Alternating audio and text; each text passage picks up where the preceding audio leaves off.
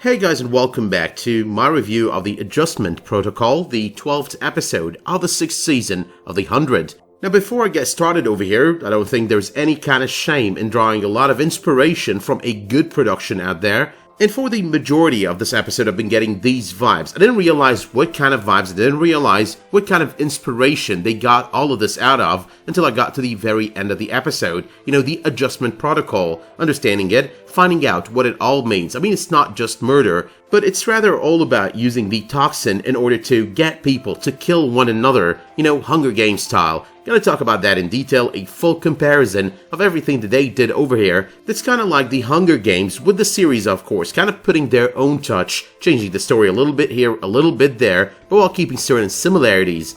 But yeah though, the Adjustment Protocol, the title of the episode, that's all about that last bit on the episode. You know, getting people to murder one another, adjusting the situation in order for it to play in his favor. And to also play in favor of Russel's belief that faith does need to dominate over the truth, even if that faith was about faith in false gods. But let us start though by discussing this episode one arc at a time. Let's start with Abby. I mean, Abby is one of two major deaths on this episode. She's really the only major death. But then again, we've had Priya for so long, we've had Delilah at the beginning of the season, so I'd like in a way to think about Priya as one other major death. Let's start with Abby. Now this might have been the final episode for Paige Turco as Abby, but change for Abby was all over the place. I mean, at the very beginning of the episode, we do see Abby reuniting with Clarke, only she thinks she's Josephine, because Clarke does put a good act, by the way. Eliza Taylor in the role of Josephine is amazing. And right at the end of that scene, when she's under the impression that Bellamy failed, that everything failed, and that Clarke hasn't been saved, she pretty much tells Russel she's gonna kill him for this, you know, for killing her daughter. But that, though, is typical Abby, you know, the Abby that some fans hate because they always think, oh, she's out for herself and her daughter, and only herself and her daughter. But Abby, though, does go for a selfless act later on, you know, saving Maddie, injecting herself in order to save Maddie. I know there's a little bit in it for her daughter, for Clarke, but Clarke is dead as well. So yeah, a lot of it is out of being selfless. I mean, that's kind of proven later on in the events of the episode. But the next thing though with Abby here is her conversation with Eric. I mean, Eric is having a little bit of a crisis of conscience. We're trying to save ourselves by killing other people, yada yada yada. So she references Marcus Kane. Now watching those scenes, watching those moments, I was thinking Marcus Kane is gonna be alive on this series in one way or the other, as long as Abby is alive. Well, she didn't live for long after that. But anyway, Abby does reference him, mentions his words to Eric, trying to calm him down. We turn over the page, we do better today than we did yesterday. And the thing is, at that moment we start realizing, okay, Abby is starting to wake up, Abby is starting to come back to her senses, and she's kind of gonna make different choices. And that's for the rest of the season, even though later on, and before the episode is over, we do realize that's not really gonna continue to the end of the season, cause, hey, Simone is there now. But moving on, Clarke and Abby reunite. This time it's a legit reunion, as in Abby now knows that Clarke is alive, that Clarke is just playing Josephine, not really Josephine. The culmination of the change to Abby comes in the form of an apology. I mean, we do get a moment so long in the making, since the beginning of the season. You gotta hit rock bottom in order to stand back on your feet. Now, I do realize it, you do realize it, a lot of us do realize it, all that she's done so far for a couple of seasons now, all that she's done to Raven as well, all of that kind of required remorse and regret and an apology from Abby, and all of that we did see on this episode. Like, this was sort of the redemption arc right before she announces that she's willing to pay for her mistakes. Like, don't risk your life, Raven. Don't risk your life, Nathan. Let me just die. Let me just fall. I'm pretty sure at the moment that my daughter is alive, so I don't care anymore. I don't care to kill this guy. Let him kill me as long as my daughter is alive, and as long as you guys don't get killed in the process of trying to save me. But here though, and before I move on to the next arc on this episode, are a couple of quick comments on the death of Abby. Now, Russel might think that he saved his own skin, you know, getting rid of Abby because she did promise to kill him. But unfortunately for him, he doesn't realize Clarke is Josephine yet. Clarke is so gonna come for him, and she's gonna help the team on the ship to take these people out. But the other thing though is I would have understood if Russel did kill Abby because she did promise to kill him. I would have really understood that. But the thing is, the problem here is, he's too much of a villain. I mean, the guy killed the daughter in order to bring back his daughter, and now he's killing the mother, who pretty much helped him get the blood, get the bone marrow thing working in order to get back all the primes, and the mother, as in Simone, and then he used her body to bring back Simone. That's just too much villainy right there. We're gonna talk about that later on though, because I've got a lot to say about Russel. But alright, let's discuss one of the brief arcs. This one is about Maddie. Maddie is still struggling with the Dark Commander. He's still in there, he's fighting, he's not gonna let go. He's even threatening Maddie's life, like, if you try to do this, I'm gonna kill her. And by the end of the episode, we don't know if he's gone or not. I mean, she's a little bit calmer close to the end of the episode. I'm assuming he's still there. I'm assuming that Maddie is planning something, and I'm assuming he's gonna take over or push her to the edge. And she is going to be part of the rescue operation, possibly on next week's episode, that Indra started mounting on board of the ship, even though that thing kind of failed the moment that the 3 primes or the 2 primes and the 1 alleged prime, aka Josephine, walked in with 3 people held hostage, held at gunpoint, one of them being her daughter, the other one being the current commander, and the third one being the only one who could pretty much pilot this thing. Now, I've talked about Abby not 2 minutes ago. The theme there was pretty much all about change. And when you talk about change, you've got a lot of people changing over the course of this episode. Like, we're seeing the culmination of many long arcs. A lot of change to a lot of people. I'd say Murphy is one of them, but it's not really change. It's Murphy as usual. You know, always looking out for number 1 and then realizing in the end he's got to look out for the group as well, for the people that he loves. He does indicate, though, that he does care a lot more than he's always shown.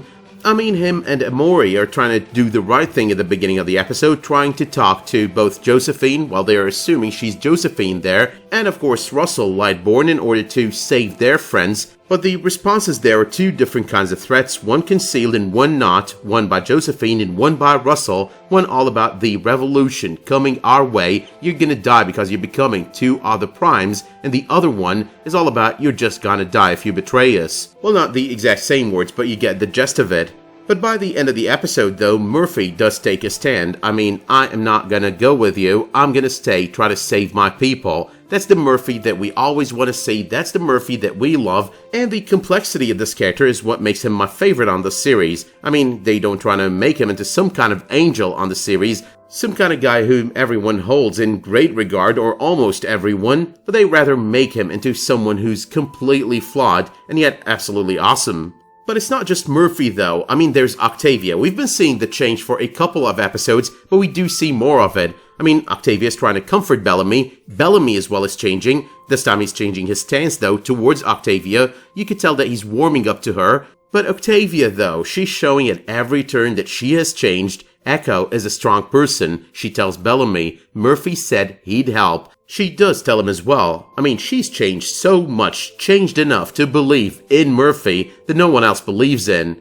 But these though are not the only ones. We've got Raven there as well. Raven can be harsh at times, difficult at times. I mean, I know she's in the right with Abby, but that apology was also about Raven's arc. She's just finally realizing where she goes wrong. I mean, yeah, she's principled in everything, but there's that bit of Raven, that part of Raven, that always keeps her under the impression, under the belief that she's the one with the moral high ground at all times, and that always leads her to being all judgmental and all condescending, like I'm the good one and everyone else is bad. That's the part about Raven there, realizing where she goes wrong. Now, while that's the part about people changing on this episode, we've got the reveal about more of the personality of Russel. I still find it funny that fans thought that someone who went through great length in order to bring back his murderous daughter will go good by the end of the season, will be one of the saviors of the people of Sanctum and the 100, of course. But okay, here's the thing. There's all the things that I did believe since the beginning of the season. You know, the dictator stuff, the false god stuff. But then there is the statement he made to Gabriel. The hosts were honored becoming one with the primes. I mean, this guy is a psychopath. This guy is somehow mentally disturbed. I mean, he's said this lie for too long, he's starting to believe it. You don't just tell the lie in the presence of that one person that knows more about it, that invented the lie with you, or pretty much was the core catalyst in inventing the lie. But that's also where he bets on faith, getting people in line, like faith is more important than the truth. If they believe in the primes, if they think we're gods, they're never going to revolt, and if they do, if some of them do, we're going to use the adjustment protocol, have them all kill one another. But that though brings us to that thing that I was talking about at the beginning of the episodes, the similarities between this and the Hunger Games. I mean, Russel Lightbourne does give me a lot of President Snow vibes. That scene from the final movie out of the 4 movies, when a speechwriter reads him the speech that's been prepared for him to give to, the nation. She uses the word rebels in reference to everyone who's revolting against him, and he tells her, "Oh, stop there. Don't use the word rebels because it does give them legitimacy. Instead, use a word like criminals. Even better, terrorists." Now that's what we notice he's doing on this episode. At the beginning of the episode, he's calling everyone in his extended family of gods, the primes, but by the end of the episode, he's using the words God and gods non-stop. I mean, he walks out on the people, refers to himself and the primes as gods, like your gods are gonna return tonight. He does as well do the same with Gabriel. I mean, he refers to him as the demon Gabriel when talking to the people of Sanctum. If you gotta be a god, you gotta have a demon. You gotta have a devil figure that you pretty much scare the people with. But that's not the only similarity with the Hunger Games. You got the fact that he does use the toxin in order to have people killing one another in Sanctum. That's pretty much the core concept of the Hunger Games, except over there they're kind of selected and forced to kill one another rather than having it induced with a toxin. Remember, that's pretty much the divide and conquer concept. It's like the core rule in the Dictator's Handbook. Now keep in mind the similarity between the adjustment protocol as a concept and the Hunger Games as a concept as well, and then start thinking of the fact that it's been used on this episode right when a revolution was about to break. That's pretty much the reason that the Hunger Games started, the revolution in District 13. District 13 that Capitol thought they leveled, and based on that, kind of started the Hunger Games. Like, we got rid of the revolution, let's make sure they don't start a revolution again. Let's keep them busy, let's keep the people of all the other 12 districts hating one another, disliking one another, killing one another on an annual basis.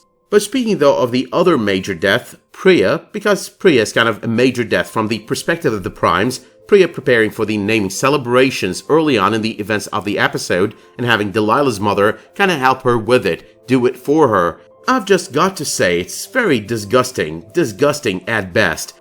These people have pretty much got no shame. I mean, Russel on one hand kills Clarke, brings back Josephine, Clarke makes it back but he doesn't know that yet, so he decides, okay, her mother is in pain and she might kill me, I'm gonna kill her. But to add insult to injury, I'm not just gonna kill her, I'm also gonna bring back my wife, I'm gonna bring back Simone in the body of Clarke's mother. Priya, on the other hand, does come back in Delilah's body, but then she's bossing everyone around. Everyone is her servants and her slaves, including Delilah's mother. All of that stuff is like the core definition of zero shame. But anyway though, Priya's main motivation throughout this episode, helping the 100, helping the team, bringing down the shield and the reactor, that is all about saving the mind drive of Riker, her son. So yeah, the bargaining chip that Clarke and Co. use in order to make sure that they get what they want, that also leads them to using Priya in order to reveal to the people the truth. Like, okay, we're not gods, we've been lying to you, your kids, your brothers, your sisters, they're not really ones with the primes, but they're rather dying to bring us back because we just love it. Now the truth is, there was some kind of remorse in that woman's eyes. I mean, she had a tear over there. I don't think it was out of fear for her life or for her son, but it was rather the fact that she was being faced by Delilah's mother. Delilah's mother killing her, that was just poetic justice. But here though comes another stray comment, because Echo asks Clarke the first time they reunite in there if Bellamy is out there, and Clarke responds with the cavalry. Now you know me, I love Agents of S.H.I.E.L.D., so if someone says the cavalry anywhere and any time, and I'm always gonna think Ming-Na-Wen, I'm always gonna think Agent Melinda May. I know, that was pretty random, but I just had to say it, so let's get back to the events of the episode, and I don't have too much ground to cover over here. So speaking about the ending of the episode, I did love the welcome party led by Indra. The trailer does indicate that Indra is not going to stand down easily, but at the same time it's got to be an explosive finale, so I don't think it's going to work out right away for Indra or any of the 100 for that matter. The group that Clarke referred to early on in the events of the episode as the cavalry, they're still back on the ground, they're still surrounded by all the people infected by the toxin, so that's going to be interesting to watch. Gonna be interesting as well to watch Gabriel kind of try to stop all of this, kind of trying to save everyone, and kind of trying to make Sanctum into the place that he's always wanted to see it be. But here's one final thing, there's going to be a cliffhanger. I think the cliffhanger is going to have to do with one of two things: the situation with Maddie. I mean, it is possible they're going to be able to exercise that SOB out of her by the end of next week's episode, by the end of the finale, but it is possible as well that Maddie's going to go full-on Dark Commander by the end of the episode. I do believe, though, that the pleas of Clarke over there on the trailer of the finale of the season, that's going to have to do something with Maddie being able to fight the Dark Commander away. So the only other possibility that I could think about over here when it comes to a cliffhanger is Diyoza and her daughter. All those theories about only her daughter coming back, Diyoza never coming back through that portal, I just don't believe in that. The only two things I'm thinking about over here when it comes to Diyoza is, one, you don't build a character so much and then kill her off screen, and then two, she was pregnant in real life, so there's the possibility that this was the way to give her some time off. So yeah, she's gonna be back, probably with her daughter, but there is no chance in hell she's not gonna be back at all. But now that that has been said, let me know in the comments down below what you thought of this episode, what you think is gonna go down on the finale of the season. Let me know as well if you did like this video by dropping it a much appreciated like, subscribing to this channel, and make sure while you're at it to enable notifications in order to get updates whenever I upload a new video, publish a new community post, or start a new live stream. But until the next time though that you tune in for another one of my videos, the 100 or otherwise, thank you so much for tuning in to this review video, and have a great day.